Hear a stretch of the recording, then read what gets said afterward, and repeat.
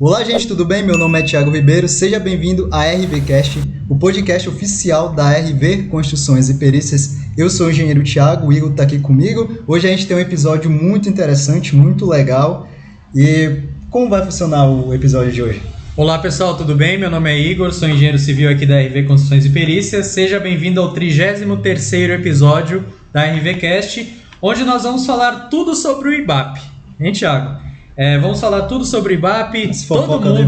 Todo mundo conhece o IBAP, né? Os engenheiros que estão ouvindo a gente, tem muito engenheiro ouvindo a gente, muito estudante, muito...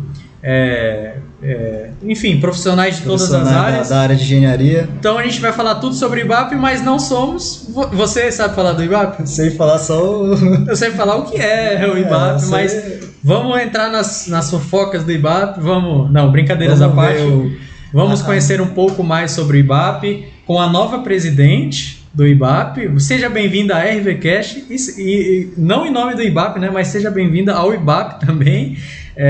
Muito obrigado por ter aceitado aqui o convite da RVcast, por participar deste episódio. É uma honra estar aqui com você. Então, por gentileza, se apresente. Boa tarde a todos. Meu nome é Andréa Cristina Clipel Munhoz Soares, mais conhecida como Andréa Clipel.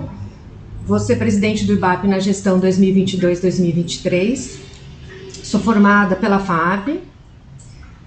Atuo na área de perícias e avaliações há 26 anos. 26 anos? 26. Pouquinha experiência. 26 anos não é nem minha idade. Então. O ano passado eu fiz o mestrado pela Politécnica de Valência em avaliações de forma geral, né? Então sou mestre nessa área. Tenho muitos cursos pelo IBAP, acho que mais de 10. Atuo em mais ou menos umas 20 varas, né, do fórum aqui em São Paulo. Hoje eu trabalho mais longe, até Santos, Mogi, mas já trabalhei em Ubatuba, Serra Negra, em vários lugares. E lá tem, de fato, uma área para perícia? Todo lugar que tem fórum tem perícia e tem avaliação, né? Sempre tem um problema, tem um litígio. Todos os lugares. No interior, você vai ter, né, depende da cidade, menor complexidade, e quanto mais perto de São Paulo e cidade grandes, as complexidades são maiores, né? Então todo lugar tem trabalho. Todo lugar tem trabalho. Eu trabalhei muito no Vale do Ribeira, você sabe onde fica? Sim, sei. Eu morei 2 anos lá. Qual cidade? Morei em Eldorado e em Jacupiranga. Certo, conhecemos. Então trabalhei bastante naquela região. E você prefere mais complexo ou mais fácil? O mais complexo, você perde noites de sono, né, tentando resolver, e muito tempo. E o mais fácil gira mais rápido. Depende do dia, né? Depende, tem dia que tá mais inspirada, vamos pegar um caso complexo. É bom ter uma mescla de tudo. Uma mescla de tudo. Porque muito fácil você não pensa, né? Mas durante todo esse tempo de sua experiência, você já pegou muitos fáceis, muitos difíceis, tudo? Tudo. O que é fácil para você, então? Para mim, fácil, avaliação de apartamento. Avaliação de apartamento. Você faz tum, acabou. Rapidinho. Já peguei perícias complexas, já fez um caso. Posso contar casos? Pode, deve. Então, eu fiz do aeroporto de Viracopos, estava sendo construído o prédio administrativo, quando eles estavam instando a última vaga, eles estavam locando, né, a última viga, rompeu. Não se sabia o que rompeu, se era o sistema de içamento ou a alça onde estava preso o sistema. E nisso faleceu uma pessoa. Então eu tinha que dizer o que tinha rompido primeiro para saber de quem era a culpa. Se era da empresa que fez o aço, né? Ou da empresa que estava içando. Essa foi uma das perícias mais complicadas que eu já fiz, porque envolvia a morte. Sempre quando envolve vítima fatal, é mais delicado, né? É mais delicado, tem que tomar mais cuidado. Então essa é a importância da nossa profissão, porque a gente mexe com vidas, né? Sim. E você gosta, né? 26 anos, gosta só um pouquinho. Eu gosto do dinamismo, porque nunca um dia é igual ao outro. Toda perícia é diferente uma da outra, não tem trabalho igual, não existe, né? Não existe. De fato. É igual quem trabalha com obra, né? Você faz uma obra aqui e a outra vai ter algumas coisas diferentes, mas é bem parecida. Né, você vai fazendo, eu já vi relato de engenheiros, né, que trabalharam muito tempo com obra e eles falam que enjoaram, porque é sempre a mesma coisa, é o mesmo padrãozinho, né? Não, e a perícia, não. Eu já fui na fábrica da Coca-Cola, eu conheci todo o procedimento Por quê? Porque eu tinha que saber se era possível ter uma barata dentro de uma garrafa de Coca-Cola. Sério que você fez isso? Fiz. E é 2 possível? vezes. E é possível? E é possível? Rato a gente sabe que é. Não, tô brincando. Não, é difícil. É quase impossível. A gente nunca pode dizer que é 100%, mas é Sim. muito difícil. Mas é muito difícil, realmente. Peraí, como que faz essa perícia? Então, Vamos tentar colocar uma barata aqui. o Adolfo Lutz fez a primeira perícia e falou que tinha uma vestígio de barata dentro de uma garrafa de Coca-Cola. Sim. Se você entrar na internet, toda vez que tem problema em garrafa de refrigerante, é sempre em PET, nunca é em lata, porque a lata fica violada, a garrafa não. E a garrafa, a primeira coisa que se faz para ver se tem gás ou não, porque se não tiver o gás, ela já foi violada. E se você entrar na internet, eles te ensinam como violar uma garrafa de Coca-Cola. Caraca. Tá vendo? Você aprende cada dia, a perícia é legal por isso, cada dia você aprende uma coisa. E você conhece famílias diferentes, histórias diferentes, porque a gente sabe como é que entra nos apartamentos para fazer o nosso serviço e a pessoa começa a falar da vida dela, conta da filha, do neto, do sobrinho, e a gente conhece muita história. Isso é uma coisa, né, interessante, porque engenheiro não é tão sociável, né? Engenheiro não gosta de ficar conversando e tal, e a nossa área, né, a gente também atua com perícia. Vamos generalizar, né? Eu gosto. Generalizar. Muitos não gostam. Muitos não gostam. Então essa área você tem que conversar com as pessoas. Aliás, um dos principais é você conversar, né? Você vê o que está acontecendo, o que está se passando ali. Tem coisa que você tem que historiar, então você tem que fazer a pessoa te contar, né? Sim, desde o início. Problema de trincas, você vai perguntar como que surgiu um vazamento, se tem a ver com a chuva, se não tem, para você saber se é esgoto, se tem cheiro. Então você tem que meio que historiando através da conversa. Exato. Nas ações de uso capião, você tem que historiar a ocupação daquele imóvel por 20 anos. Geralmente os juízes, independente do tipo de ação, eles pedem para historiar os 20 anos. Então você, além de falar com o próprio autor da ação, você tem que falar com os vizinhos. Sim. Você fala com ele e depois você confirma com os vizinhos para ver, né? Então você tem que falar muito. Tem que falar. Foi até uma ironia, eu falei no início, bem-vindo ao IBAP, também não em nome do IBAP, mas você disse que já fez mais de 10 cursos no IBAP. Já. A maioria tudo da área de perícia, né? Dos dois. Inspeção, perícia. Já fiz inspeção, até de avaliação de mecânico também já fiz. Não posso Já atuar fez, nessa área. Fez quase de tudo, quase todos que ele oferece. Já fiz. Já fez. E agora eu sou professora. E agora é professora do IBAP, inclusive está com curso, né? Com a inscrição aberta. Isso, dia 2 e 3 de fevereiro à noite é online, né? EAD. Ele é vendido gravado ou ao vivo, e esse vai ser ao vivo. Pode contar um pouquinho sobre esse curso, como é que vai ser? Esse curso vai ser para quem quer iniciar na perícia e na avaliação judicial, né? Então, eu vou ensinar como se cadastrar no site do Tribunal de Justiça de São Paulo, porque cada tribunal tem uma forma, então é sempre voltado para São Paulo. O que você precisa saber, que curso vai ter que fazer, que livros você vai ter que ler, que normas você precisa saber. Perfeito. O beabá, né? Porque são 4 horas, não dá para falar sobre tudo, né? Muita coisa.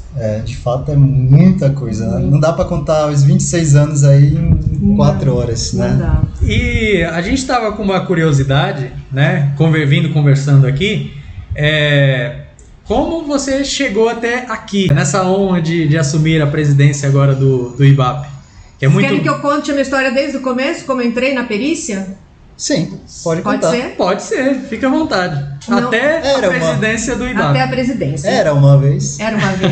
Então, em 1992, meu marido era escrevente à época no Fórum de Pinheiros, e o juiz com quem ele trabalhava gostava de reunir a equipe no bar, e eu morava ali perto, e aí ele falou, vamos no bar, não sei o que. Eu falei, não. Aí minha mãe vai, né, só Elise. Aí eu sentei na frente do juiz, ele olhou pra mim e falou, você faz o quê? Eu falei, sou estudante de engenharia, eu tava no 2º ano da faculdade. Você vai trabalhar com o meu perito. E assim eu comecei na perícia. Foi com o José Adriano Patinhos Ors, que me ensinou tudo. Ele foi um livro aberto pra mim, me ensinou tudo que eu precisava. E aí eu comecei na perícia. Comecei a fazer todos os cursos. Antes disso, você sempre pensou em fazer engenharia civil ou realmente caiu de paraquedas? Sempre gostou? Meu pai é engenheiro civil, trabalha na área de saneamento, né, em projetos, então eu queria fazer isso. Não sabia da existência de avaliação, de perícia na parte acredito, judicial. no segundo ano ou segundo semestre? Segundo ano. Então, no segundo ano ninguém sabe, né? Nem no quinto, né? Nem depois de formado. Isso que é legal, porque o pessoal sai da faculdade, né? É obra, sai lá, quer ir pra obra, projeto. Eu queria ir para a área de projeto. Aí eu fiquei trabalhando um ano, trabalhando com meu pai meio período, outro meio período com os 2 peritos judiciais que eu trabalhava. Eu trabalhei como... eu fiz estágio 4 anos com esse perito e mais um outro. Então acabou a faculdade e continuou fazendo estágio com ele? Continuei. Até começar a pegar a experiência, né? Fazer todos os cursos, porque o perito tem que ter o básico de tudo. Sim.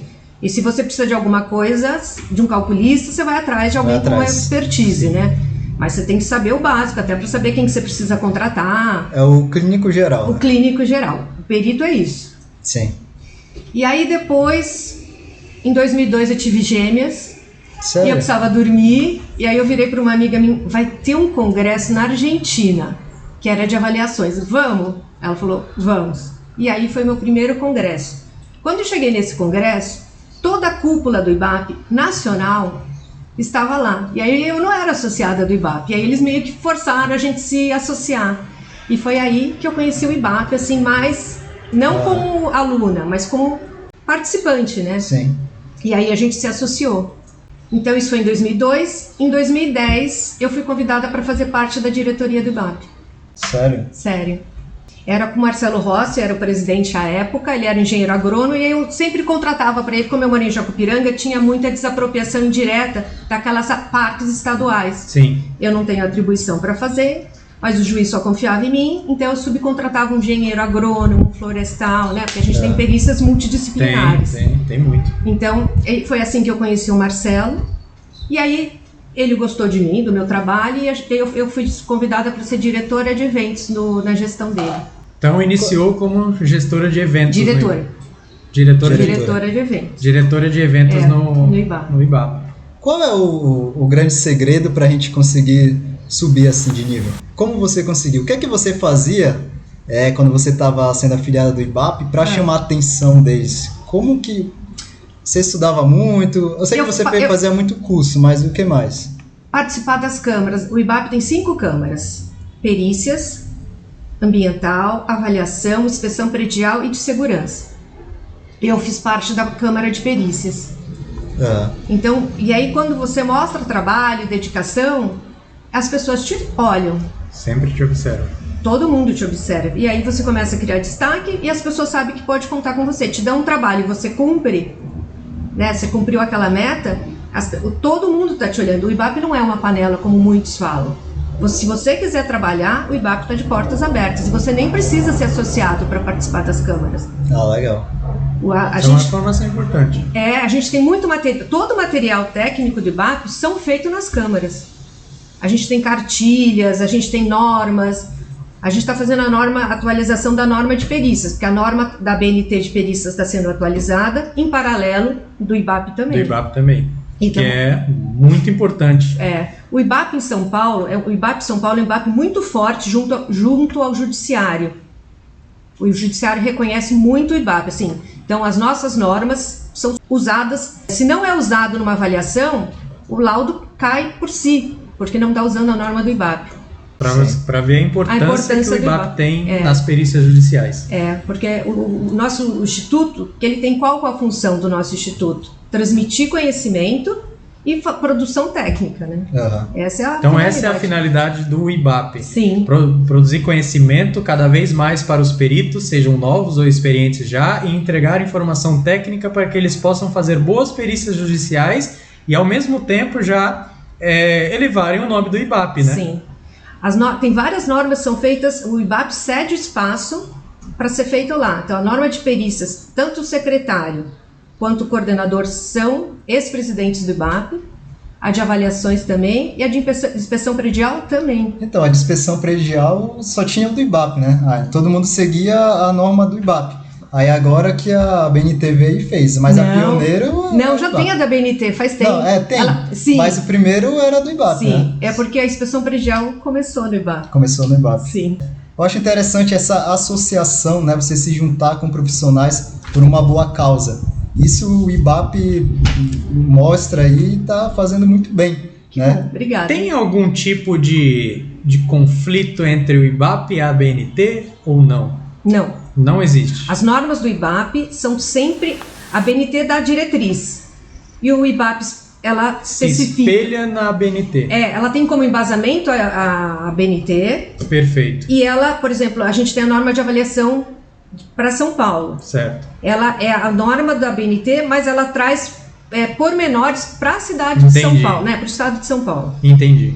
Porque quem fez a norma de avaliação, a última atualização, grande parte são profissionais do IBAP. Certo. Igual a norma de inspeção também, se você pegar do IBAP e da ABNT, não muda quase nada. Porque o embasamento dela é lá. Por isso que você falou isso, que pega a diretriz da ABNT para fazer do IBAP, pensei que era o contrário. Não. Porque se você vê a norma de inspeção é parecida, a norma de inspeção foi depois da norma do IBAP. É que começou no IBAP, daí muitas pessoas que fizeram a do IBAP eram quem estavam direcionando a norma da ABNT, né? Tomando a frente, sendo secretário, coordenador. Então, por isso que é muito parecida, porque a linha é a mesma, né? O pensamento. São quantos anos de mandato? Mandato mesmo, 2, né? 2022, 2023 isso. Você vai ficar. Isso. E quais são as suas expectativas para esse novo trabalho? Primeiro que a gente não tenha fechamento, né? A minha gestão vai ser focada no associado. Só que a gente ficar com a pandemia, essa aproximação que a gente tem dificulta um pouco, né? Sim. E a gente já começou agora com a pandemia tomando força de novo, então a primeira assembleia que seria presencial a gente já vai fazer virtual e isso afasta um pouco, mas a gente... Bom, nós temos planos de fazer um seminário de perícias de engenharia para o lançamento do livro. Em 2023 o Cobreap vai ser em São Paulo, era para ter sido em 2021, mas em função da pandemia foi transferido para Goiânia. E a gente vai fazer em 2023, se tudo der certo. O que vocês discutem nessas assembleias? Livro, curso? As assembleias a gente discute problemas do IBAP, né? Então, por exemplo, a gente acabou de fazer um glossário de terminologia. É sempre aprovado nas assembleias. O regulamento de honorários. Todo abril a gente tem que rever o regulamento de honorários. Sim. Então, é votado. Aproveitando, né, falando dos honorários, eu nunca ouvi um engenheiro falar que nunca usou honorários do IBAP. A maioria usa os honorários do IBAP. Você poderia falar um pouquinho mais sobre os honorários do IBAP? Como que é feito o honorário do IBAP? Como funciona? Qual é a base? Então, foi feito quanto custava para se ter um escritório. Então, os honorários são divididos em duas partes. Das diretas e das indiretas. As diretas é quanto você gasta para ir até um determinado lugar, fazer uma vistoria. Então, calcula-se para que qualquer vistoria e qualquer laudo, você vai gastar no mínimo 11 horas.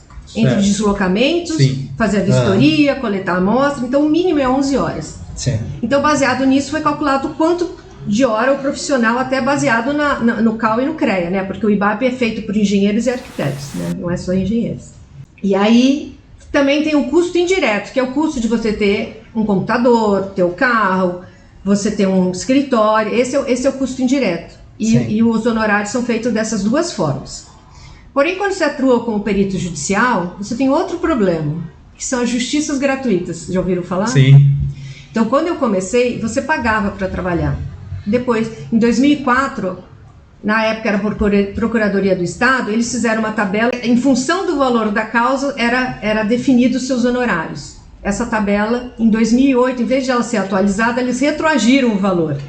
Eles mudaram o escalonamento do valor da causa. Então hoje, essa tabela varia de R$200 a R$800. Perfeito. O IBAP já foi inúmeras vezes, hoje é defensoria, né? A Procuradoria virou defensoria, e a gente está lutando junto ao CREA e junto ao CAL, para que essa tabela seja revista, porque no momento nós estamos pagando para trabalhar novamente. Isso é forte. É forte. No começo acontece muito, né? Você pagar para trabalhar. Então, porque no começo você tem que mostrar que você é bom. Então você tem que investir, né? Sim. Então, assim, quem começa muito na justiça gratuita, porque o juiz não vai te dar uma causa muito difícil se ele não conhece o seu trabalho. Sim, então ele vai te testar na justiça gratuita. Justiça gratuita. E como funciona o pagamento ao perito na justiça gratuita? Você tem que ter uma conta no Banco do Brasil, individual, e depois, de acordo com o cartório, ele vai mandar um ofício, você entregou o laudo, você não pode fazer o laudo antes de estar reservado os seus honorários no processo, porque senão você não recebe. Quando tiver os honorários lá, você fez o laudo, entregou o laudo, você faz uma petição pedindo porque os seus honorários sejam liberados. É depositado na sua conta. Então, todo dia 1º, mais ou menos, cai na sua conta. Em torno do dia 1º, cai na sua conta. E aí, não funciona também como eu calculo meus honorários. Para isso, já não funciona dessa forma. Não. Quem vai estipular vai... Essa é uma tabela. É a tabela. Que é a deliberação 92 de 2008, da Defensoria. Entendi. É ela que vai estipular o quanto você vai ganhar fazendo aquela perícia de justiça gratuita. Sim. Entendi. Perfeito. Diferente. E quais são as vantagens assim, de uma pessoa que está trabalhando com perícia se afiliar ao IBAP? Ali, como que a gente faz isso? Então, como se filia. Então, para você se filiar ao IBAP, você tem que ter ou 60 horas em cursos, ou apresentar 3 laudos. Curso do IBAP. Curso do IBAP. Ou apresentação de 3 laudos, com a RT recolhida, ou RRT. Ou você ser aluno da pós-graduação no Mackenzie, mas no curso de perícias e avaliações, ou do curso de mestrado, aquele que eu falei, que é em convênio com a Politécnica de Valência. São as 4 formas. Uma das... Isso. Uma de cada. Uma de cada. Se eu tiver 3 cursos... Com 20 horas. Com 20 horas totais. 60 horas. Com 60 horas... Sim. Já é válido. Já é válido. Então eu tenho. Que bom. Então dá para se afiliar 2 vezes. Eu não apresentei laudo. Eu tinha curso, eu entrei através dos cursos. Através dos cursos. Nós temos muitos, vários cursos. Tem curso até para... Passa dessas horas aí, muito fácil. O meu primeiro curso foi em 98. Corretor também se associa ao IBAP? Não. O IBAP é para engenheiros e arquitetos. Engenheiros e arquitetos. Isso. Perfeito. Tá? Não damos curso para corretores. Porque quem tá ouvindo, eu não sou corretor, né, mas eu fiz o curso de transações imobiliárias. Mas eu entro como engenheiro civil, não tem problema. Exatamente. Você tem alguma dica para jovens como nós? Nós já iniciamos na perícia, mas extrajudicial, como nós comentamos aqui fora. Para quem quer iniciar na perícia, claro que não quero que dê spoiler do curso, porque vai ter o seu curso. Mas algumas dicas que você pode dar para quem quer iniciar na perícia. Então, as pessoas acham que atuar como perito na perícia judicial é só como perito. Não, a gente pode trabalhar como assistente técnico também.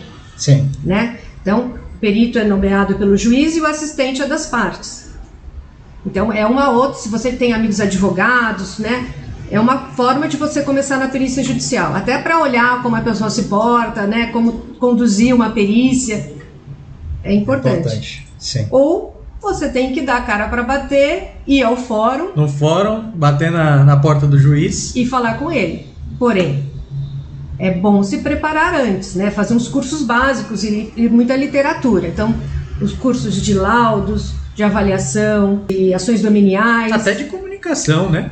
Como é que você chega lá? Sua dica para chegar lá no juiz? É só meter as caras mesmo. A gente tem vários tipos de juiz. Aqueles que te olham na cara, o que nem levanta para te olhar, o que fala, deixa o seu currículo no meu cartório, ou se cadastre pelo site. Você vai encontrar de tudo. Então tem que ser cara de pau mesmo e ir. E quais são as varas? Cível? A gente pode atuar nas varas de fazenda pública, que são as áreas de desapropriação, né? A maioria. Nessa de fazenda, a gente também tem muito problema de Sabesp, né? Tudo que envolve o Estado é sempre nas varas de fazenda pública. Tem as varas cíveis, que você vai tratar de contratos, de avaliações, né? Penhoras, execuções. Tem as varas... Em São Paulo tem as específicas de registro público, que é mais voltada para uso capião, demarcatórias. No interior não, né? Porque elas não são especializadas. Então, certo. Cada comarca, em função da quantidade de pessoas que moram na cidade, elas são ou varas cíveis, ou as varas de família, ou elas são uma vara que faz tudo, né? Faz criminal, Então, o juiz, quando começa na carreira, é que nem o perito. Ele faz todos os tipos de ação. E quanto mais próximo a São Paulo e a cidade grande, as varas vão se especializando. Então, nós temos... Em São Paulo tem até de falência, né? Para falência. Então, você tem que avaliar os bens das falências. E no interior, não. É uma vara que toca tudo. Qual é entre essas áreas aí, qual é a área que mais tem... demanda por perito? Então, tudo depende da característica do fórum.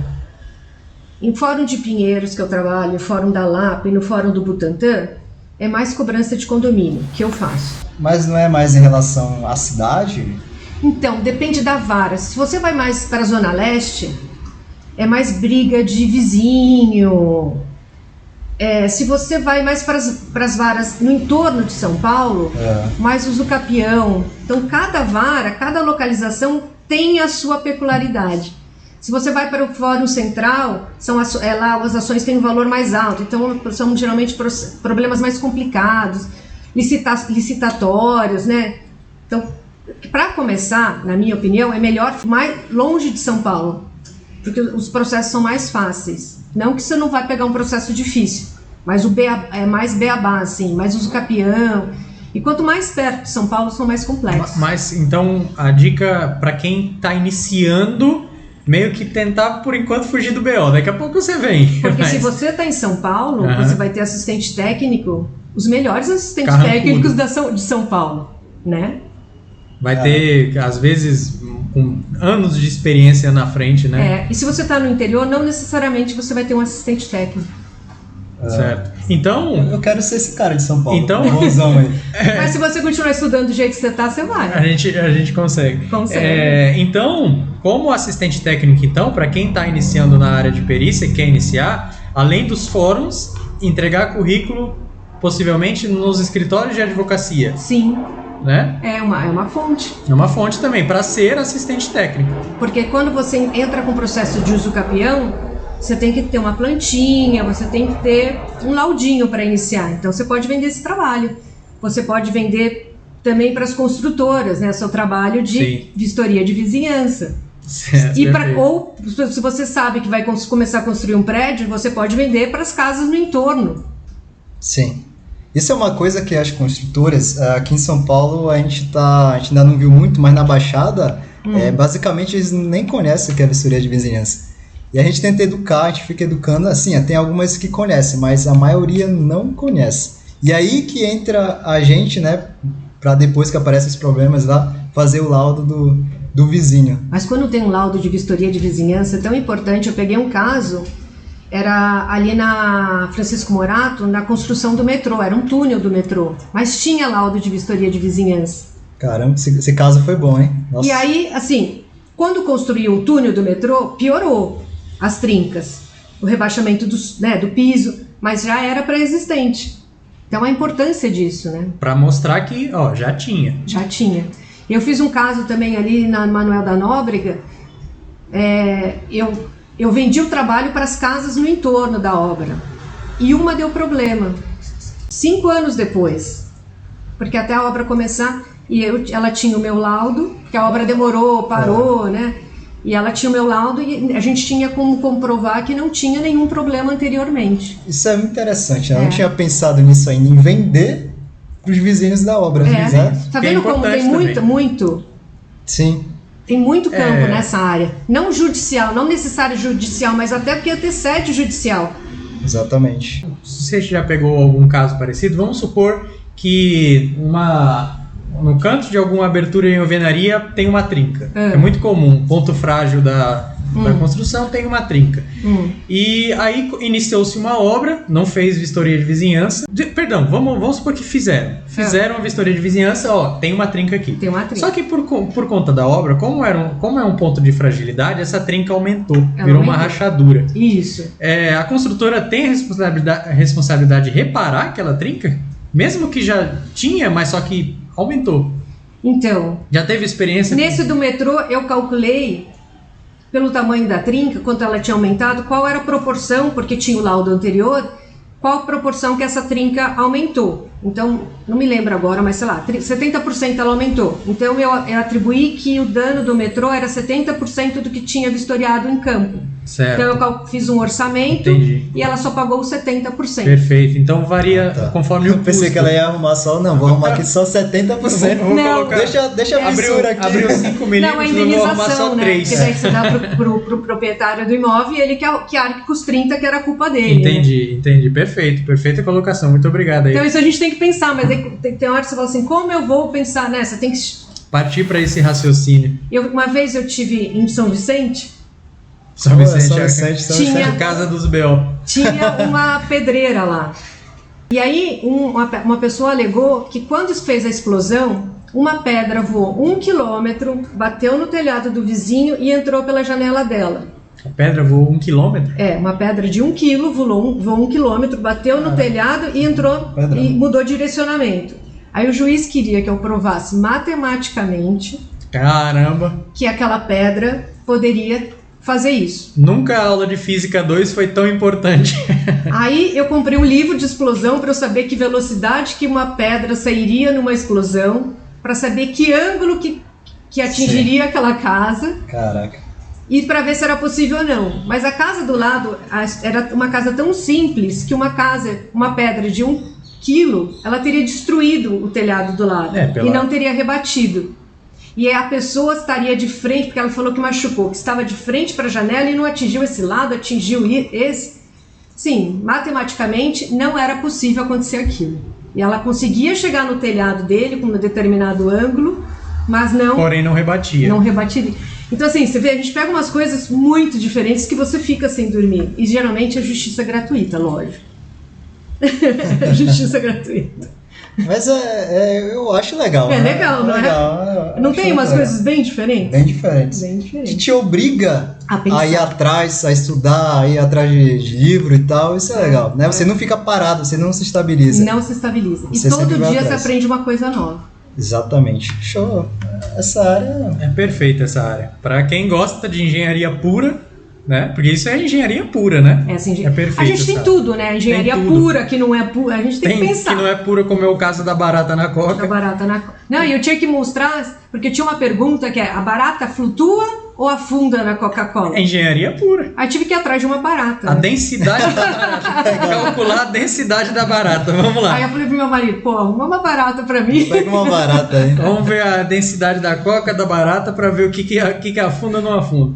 Vamos entrar num assunto talvez polêmico agora. Talvez, né? Talvez para alguns, não muito para outros. Primeiramente, como você entende as questões de avaliações judiciais de imóveis e perícias feitas indevidamente por corretores de imóveis, né? E se existe alguma ação do IBAP em relação a isso? O IBAP tem como conscientização dos juízes, existe uma norma de avaliação. Então, essa norma tem que ser cumprida por quem faz a avaliação, independente de quem seja, né? Então, a gente não baseia... As ações judiciais não podem se basear em opinião. Elas têm que se basear em normas técnicas. Sim. Então, para uma avaliação ser válida, no nosso ponto de vista, ela tem que seguir a BNT, NBR 14.653 nas suas 7 partes, de acordo com o que for ser avaliado. Então, esse é o ponto. Então, a gente tem lutado para que seja considerado sempre as avaliações feitas com embasamento técnico. Por exemplo, só que eu não posso virar para um juiz e falar: você não vai mais nomear corretores. Mas eu não pode chegar diretamente falando assim. Não, o juiz, ele nomeia quem ele quiser. Quem ele quiser. Então, o que nós temos que fazer? Nós temos que fomentar o uso da norma. Então, o que nós fazemos? Congressos, nós chamamos sempre juízes. Nós fizemos... Em 2019, eu acho, a gente fez uma cartilha que foi patrocinada pelo CREA, explicando a comparação do PETAM, você conhece? Sim, parecer técnico de avaliação mercadológica, e o laudo baseado na NBR 14.653. Então, nós fizemos uma cartilha para isso. O ano passado, o CONFEA republicou essa cartilha. Então, a gente distribuiu nos fóruns, a gente distribui na OAB, a gente distribui nas prefeituras, em todos os órgãos contratantes. Toda vez que tem juízes novos, eles têm uma escolinha. Então a gente tenta dar palestra nessas escolas para orientar, porque o juiz não sabe, até ele não sabe quando ele tem que nomear um engenheiro civil, quando ele tem que nomear um engenheiro mecânico. E para o juiz, engenheiro é engenheiro. Tudo é engenheiro. Então ele não tem essa diferença. Então a gente tenta orientar nesses pontos, de acordo com as atribuições de cada profissional. Na minha opinião, né, como eu falei, eu fiz o curso técnico em transações imobiliárias.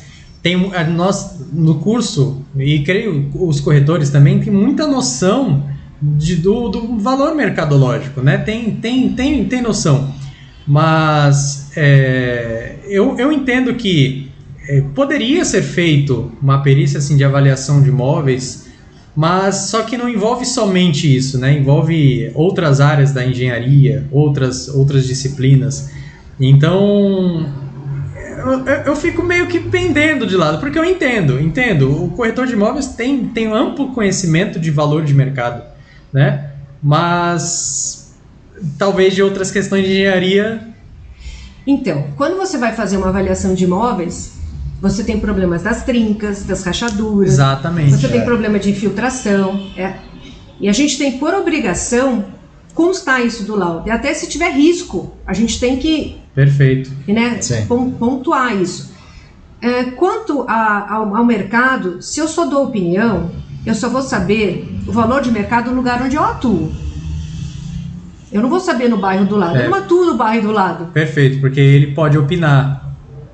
Né? Quanto a... Então, se eu trabalho aqui, eu sei quanto custa aqui. Mas e no bairro do lado, eu vou saber? Não necessariamente. Então, se você faz a sua avaliação baseada em norma, você faz em qualquer lugar do mundo. Qualquer lugar do mundo. Mas aí existem os fatores, existem muitas coisas para fazer longe de... Avaliação longe, né? Isso. Então, eu fiz meu curso de avaliação na Espanha. Até todos os métodos de avaliação são super parecidos. Então, você vê, eu posso fazer aqui, eu posso fazer lá. Os métodos são os mesmos. Muito bem. Esquece corretor. Não esquece. Você pode fazer a sua casa e aí você pode comercializar ela. Olha que ótimo. Cada um no seu quadrado. Cada um no seu quadrado. Tem campo de trabalho para todo mundo. Tem campo para todo mundo. Eu creio que é esse o segredo. Tem campo para todo mundo, conscientização, cada um no seu quadrado. Vamos fazer o que compete e vamos tentar nessa conscientização, como o próprio você comentou, já existe essa conscientização, né, nos congressos e tudo mais. Então tá perfeito. Vamos seguir o barco, vamos tocar o barco. E em relação aos arquitetos, existem muitos arquitetos no IBAP? Ou a maioria é engenheiro? A maioria é engenheiro. Mas nós temos a atual diretora de cursos, ela é arquiteta. Na Câmara de Inspeção Predial temos arquitetos. A gente tenta compor a diretoria são 9 diretores e mais as câmaras. A gente tenta ter um de cada segmento, nem sempre é possível, porque a grande maioria é engenheiro civil, né? Mas a Câmara de Inspeção Predial está com muita atuação do eletricista. Estamos com poucos engenheiros mecânicos. Até falar, não tem muita produção de mecânica. Eu falei, mas vocês precisam vir para o IBAP para produzir, porque o IBAP não é um órgão. O IBAP é feito de pessoas. Se as pessoas não vão trabalhar, como que a gente vai produzir? Então, a nossa Câmara mais nova é de segurança, tem trabalhado bastante. Ele não é de segurança do trabalho, ele é de segurança de uma forma geral. Mas a coordenadora atua como perita judicial na Justiça do Trabalho, então ela está trazendo bastante novidade para a gente. Legal. Engenheiro mecânico entra em qual parte, assim, na perícia? Ele entra quando tem a parte de elevadores nos edifícios e bombas. Sim, certo. Ele entra na avaliação de complexos industriais e maquinários, na acidente de trânsito, problema com veículos. A presidente do IBAP acabou de falar em off aqui que estava nervoso para falar com a RB. Então, só para falar aqui para todo mundo, qual é a importância aqui do Igor e do Thiago? Tá, agora... Qual é a próxima pergunta? Quem é Igor e Thiago? Não sei quem é. Quem é? Eu tenho interesse em saber se o IBAP ele tem pretensões, previsões de voltar com os cursos. Eu sei que agora a maioria está EAD, mas de voltar com os cursos lá para onde a gente mora, lá na Baixada Santista. Não temos. Poxa. A gente tinha uma filial em Santos que foi fechada nessa gestão por custo mesmo, em função da pandemia. E a gente não tem previsão, não. E agora com essa história dos cursos EAD, facilitou muito, né? Até a pós-graduação ficou EAD. Então quem não fez perdeu a oportunidade. Perdeu a oportunidade. Eu era... Faz muito tempo, né?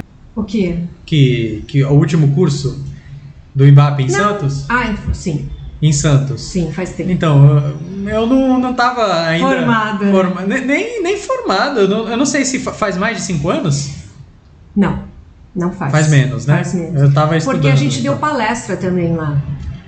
Se eu não me engano, deu uma palestra em era um prédio, não era? Do sindicato, sindicato. Eu acho que é do Sindicato dos Engenheiros. Eu até fui. Então, quando teve a norma de reforma, a gente foi toda vez que assumia um presidente para ir apresentar para a Baixada, ele ia dar uma palestra lá sobre algum tema atual. Entendi. E o capelano acho que chegou aí, porque fechou em março, né, de 2020. A norma, você falou da norma de reforma, o IBAP também entrou aí para ajudar a fazer? Nessa não. Nessa não? Mas a gente contribuiu com ponderações, né? Que ela já foi atualizada desde a sua primeira versão, né? E parece que está em revisão de novo. E como você está falando que tem os cursos mais online agora, né? Como é que você vê esses cursos online em relação ao presencial? Você acha que realmente é vantajoso, realmente entrega o que tem que entregar? Então, o curso online você atinge mais pessoas, né? No interior, quando eu dou meu curso, vem gente até do Nordeste assistir. O que é ruim? A troca de experiência, porque o curso, quando ele é presencial, ele tem uma duração de 4 horas. O online é só 2. E os cursos diminuíram, porque as pessoas não têm mais paciência para ficar 20 horas na frente de um computador. Mas vocês entregam, né, um conteúdo que seria 4 horas em 2 horas, porque eu acredito que quando é online é mais rápido. A gente mudou os cursos online, não são os mesmos dos presencial. A gente mudou os nomes e meio que partiu, né, os cursos. Tá. Não precisou enxutar, partiu. Só partiu. Dividiu. Sim, e a gente tentou não fazer os mesmos cursos do presencial. Em dezembro a gente teve um curso presencial de laudos, né? Mas foi o único, porque começou e já... Eu espero que não, né? Vamos ver como vai ser agora. Você já fez vários laudos, né? Já. Vários. O que você acha que tem que ter em um laudo para ele ser aquele laudo perfeito? O que é que você faz nos seus laudos para ele ser tão bom aí, para você ter todo esse tempo de experiência que os juízes chamam você? O que é que tem nesse laudo? Primeiro, laudo, você não precisa ter o processo para você entender aquele laudo. Então você tem que ter toda a documentação que você se baseou tem que estar lá, no meu ponto de vista, né? Então eu não preciso ter que ler outra coisa para eu entender aquele laudo. Tem que estar escrito no laudo. Tem que estar lá no laudo. Contextualizado. Isso. E tem que ter aquela coisa de redação, começo, meio, início e fim. É isso. Ele tem que ser, tem uma de sequência. certa forma, didático. Exatamente. Porque quem vai ler não é um expert, né? Uhum. Se você usar a linguagem muito difícil, o juiz não vai entender. Então, eu acho que a gente tem que ilustrar. Barrilete. O juiz sabe o que é um barrilete? Nem engenheiro civil sabe. Então, nem assim, muitos engenheiros que nós conhecemos cumieira, sabem o que é né? Então, assim, colocar uma fotinho. Quando você vai falar de permeabilização, né? Colocar as camadas. Sempre ilustrar. Vai falar de estribo pra ele vai achar que é aquele negócio do pé do cavalo lá. Então sempre ilustrar com figuras, dizer as normas, sempre ter um embasamento técnico. Que norma eu me baseei para fazer o meu laudo? Uhum. Então, eu acho que essa é a norma, linguagem simples, facilitar a visualização do juiz, eu acho que é excelente. Até para você, como assistente, você mostrar, essa casa é padrão X. Não, é padrão, é proletário, não é econômico. Como que o juiz vai saber o que é proletário e o que é econômico? Tem que descrever. Não, a gente na cartilha de avaliação de benfeitorias, você tem a foto do bem, né, da benfeitoria. Então você ilustrar, olha, melhor enquadra porque tem isso. Ilustrar. Então sempre, eu estou falando da norma, recorta aquele trecho da norma e coloca lá, para ficar mais técnico e embasado. Uma coisa que eu me bato muito em relação ao laudo é que tem que ter essa linguagem mais didática, porque vai ser um leigo que vai ler. Isso. Só que em relação ao assistente, né, vai ter um engenheiro lá para apoiar esse leigo, né? Se ele vê que está muito fácil, ele vai falar, mas esse cara não tem nada técnico aqui. O laudo é feito para o juiz. Tanto é que quando você responde uma pergunta, mesmo que seja feita por uma parte, você responde como se estivesse respondendo para o juiz. O juiz não é técnico, ele tem que entender, então tem que ser simples. Você não tem que se fazer para os outros. E a conclusão tem que ser objetiva. O juiz lê todo o laudo? Não, o juiz lê a conclusão. Então sua conclusão tem que ser bem fundamentada. Sim. Né? Show. São, né, mais uma pergunta aqui do seu novo mandato agora. Quais são os maiores desafios que você acha que vai enfrentar? Quais são os maiores desafios que o IBAP tem hoje? O maior desafio do IBAP hoje é fazer esse congresso em 2023. É um congresso que nós estamos pensando que será para 1.000 pessoas. Então esse é o maior desafio, que a gente já não conseguiu fazer em 2021. E fazer com que o nome do IBAP cresça mais, porque o IBAP é muito forte aqui em São Paulo, né? Ele é reconhecido pelos juízes, pelos advogados, então fazer com que esse nome ainda tenha mais força. Eu, por exemplo, questiono os honorários, falo, não, mas eu estou baseando meus honorários na tabela do IBAP, vários juízes acatam, mas o que eu posso fazer? O meu objetivo é fazer com que os juízes só nomeiem associados do IBAP, né? Opa, aí essa seria perfeito. Seu objetivo, então, é esse. Não sei se você pode falar um dos seus objetivos aqui no seu... Isso, do meu mandato, o meu mandato é focar no associado. Então, isso seria um grande ganho para o associado. Eu também estou tentando ver um convênio de benefício para os associados, trazer os associados mais para perto, para que eles trabalhem nas câmaras, para a gente produzir mais material técnico. Será possível? Não, porque não depende só de mim, depende do associado querer ir ao IBAP. Então, até como eu falei no meu discurso, o associado tem que reconhecer o IBAP como a casa dele e frequentar. Só que a pandemia vai permitir isso? Não sei. Eu não tenho como te responder, né? Eu me associando ao IBAP, que eu tenho esse objetivo agora em 2022, eu posso participar de bastantes coisas, então. Posso ir no IBAP, por exemplo? Mesmo não sendo associado. Você pode ir ao IBAP. Tudo fica lá pela vista. Fica no centro, na Maria Paula, bem perto do Fórum Central. Viaduto Maria Paula 122. Certo. Para os nossos associados, a gente tem um computador de consulta de normas da BNT. Você pode ir lá e consultar qualquer norma. Legal.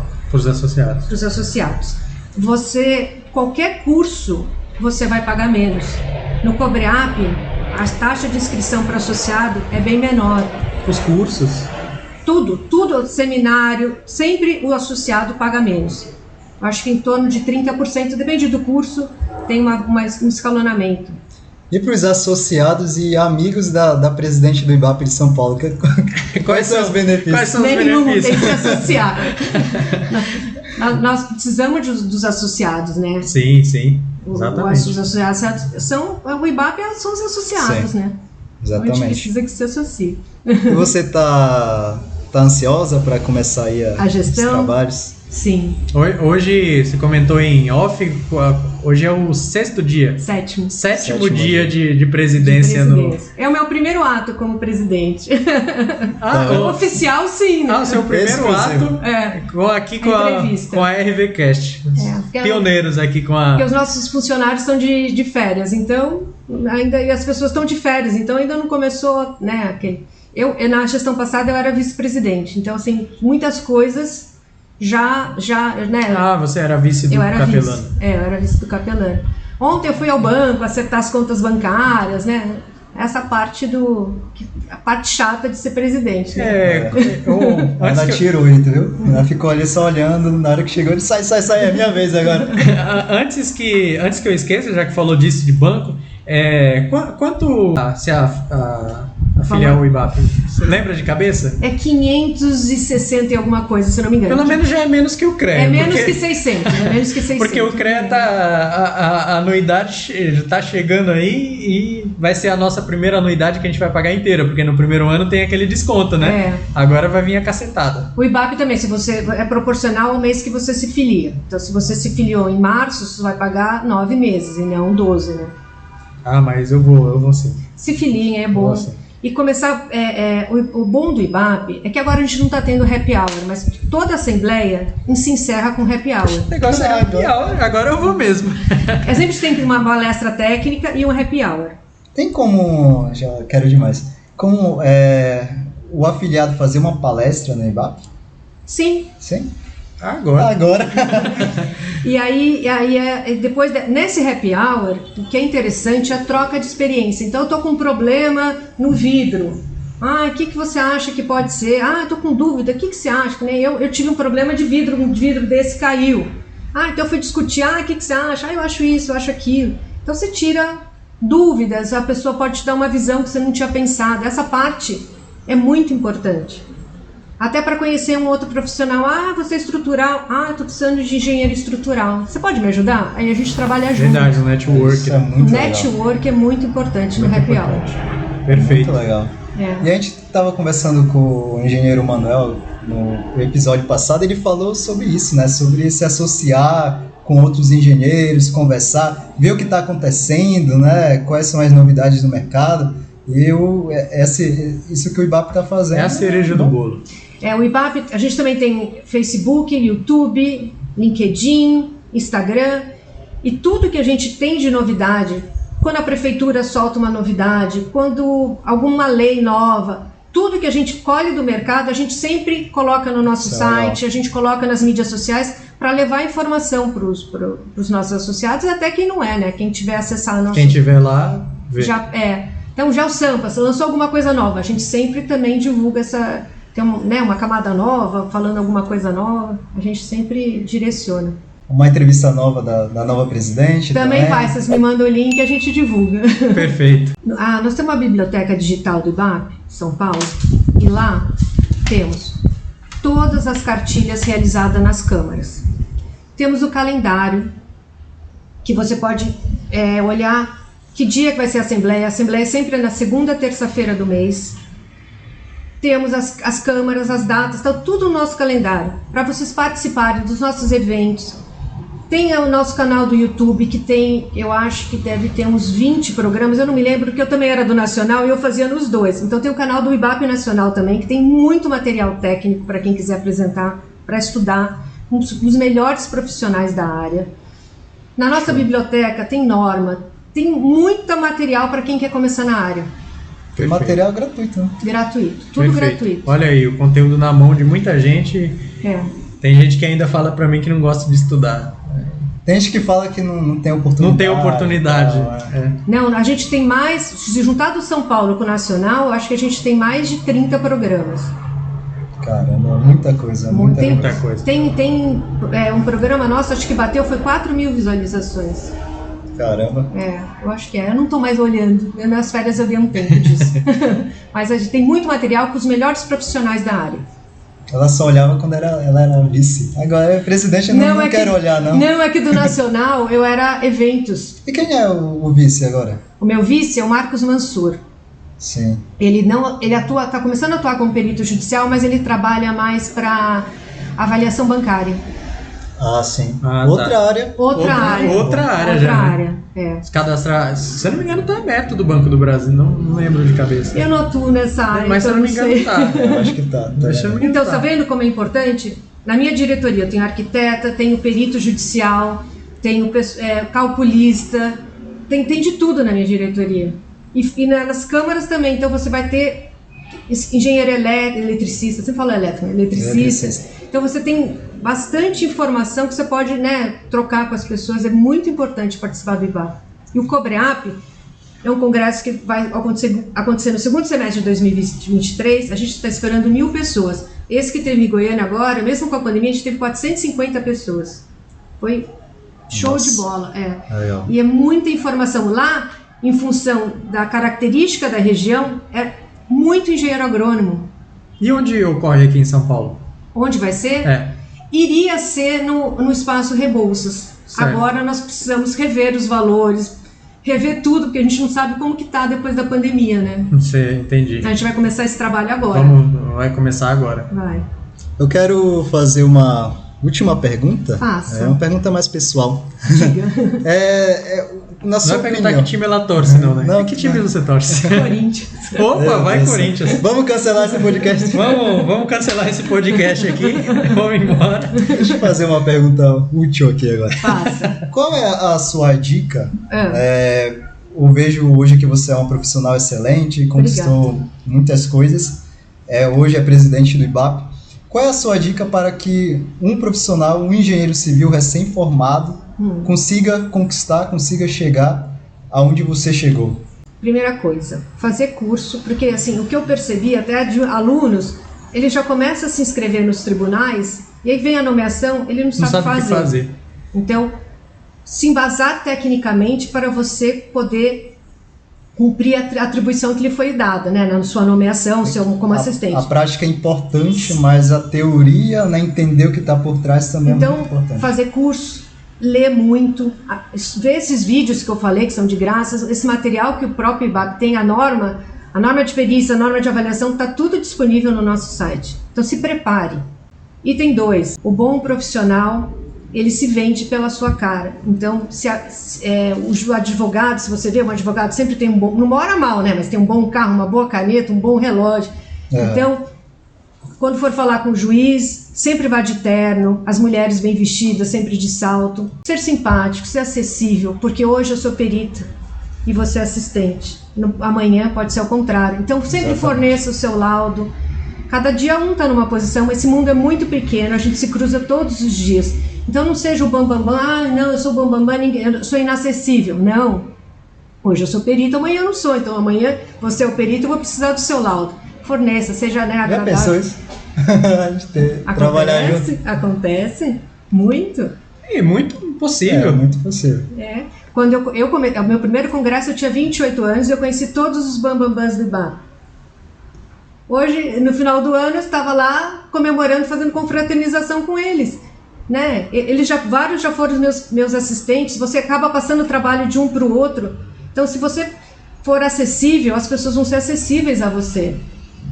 Né? E eu acho que conversar, né? Falar o que você faz, se comunicar com a pessoa, não ser tão tímido assim, é importante também. É importante saber falar, se preparar. Falar com o juiz, dá nervoso? Dá. A gente tem algumas vezes tem que ir em audiência, imagina o juiz te interrogando, dá nervoso, tá normal, todo mundo é humano, né? Mas se preparar, se você tiver o fundamento, a técnica, você vai se dar bem. E fazer trabalhos, revisar os seus trabalhos, sem erros ortográficos, né? O juiz pega muito nisso.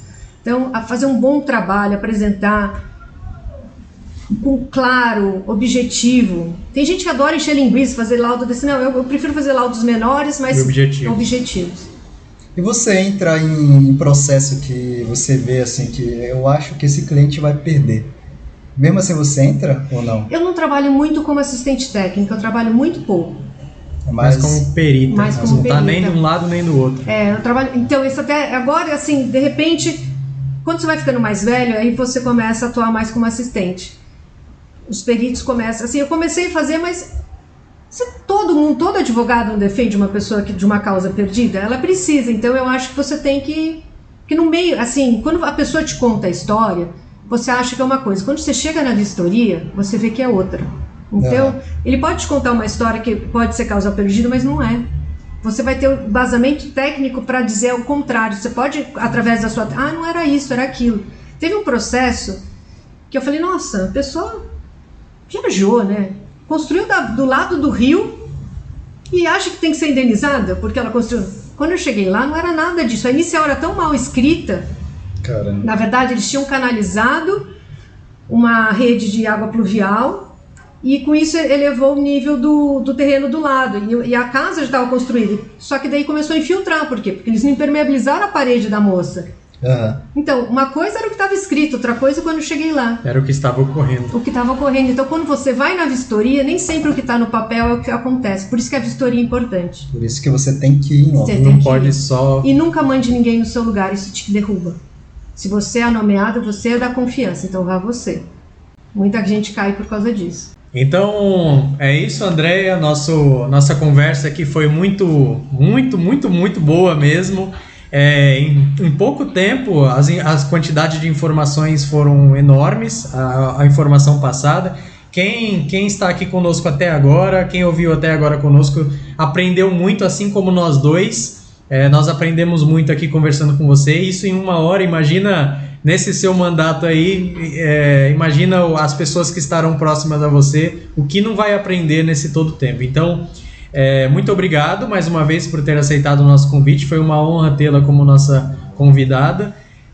Espero nos ver aí ou no IBAP, ou em congresso, ou que a gente possa até gravar outro, né? Que eu tenho uma ideia que eu vou falar para você depois. Tá bom. Então, realmente, muito, muito obrigado mesmo. Eu que agradeço o convite. Convido vocês e todos a participarem do IBAP. O IBAP está de porta aberta para engenheiros e arquitetos que queiram participar, até advogados, né? O IBAP está sempre de portas abertas. E o que vocês precisarem, e continuem estudando, que vocês vão longe. Se Deus quiser. Mais uma vez, muito obrigado. Né? Esse episódio foi excelente, né? O pessoal que acompanhou, certeza que aprenderam muito. Então, gente, esse foi a RVCast. Até a próxima. Tchau.